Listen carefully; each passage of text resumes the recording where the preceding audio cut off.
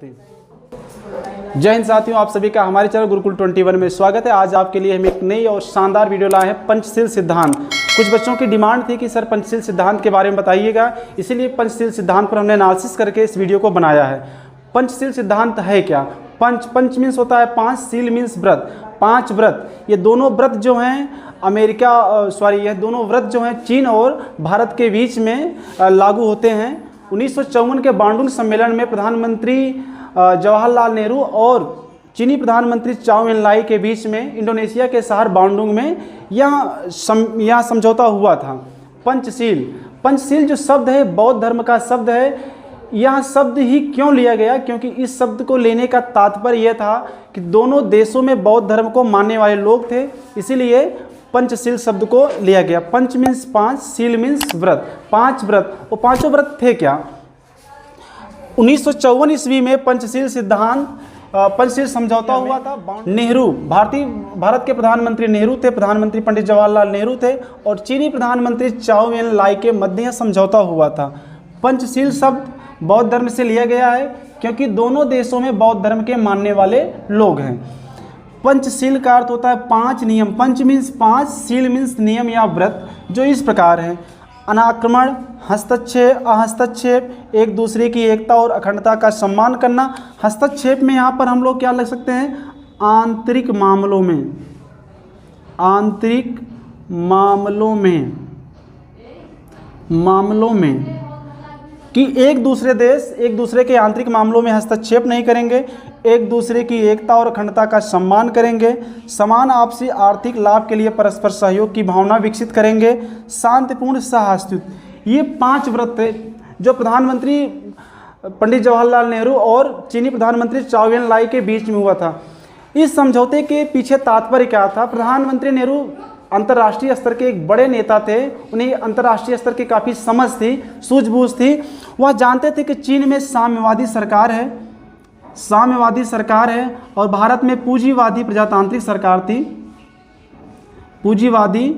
प्रजातांत्रिक थी। भारत में भी मिश्रित प्रकार की सरकार थी, साम्यवाद और प्रजातंत्र का दोनों का मिश्रण था, लेकिन यहाँ पर पूंजीवादी प्रजातांत्रिक सरकार थी। नेहरू हमेशा जानते थे कि चीन अब विस्तारवादी नीति को अपना रहा है और अपनी विस्तारवादी नीति के तहत वह जरूर भारत पर आक्रमण करेगा।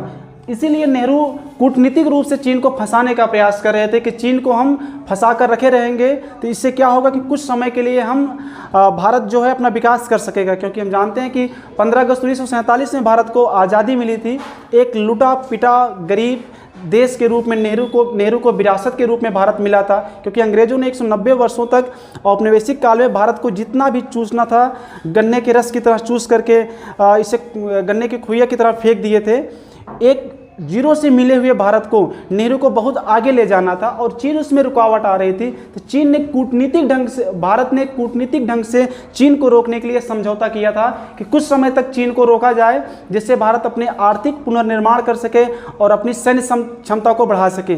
हम देखते हैं पांचों जो समझौते हैं, पांचों समझौते का अर्थ एक ही है कि एक दूसरे पर युद्ध नहीं करेंगे।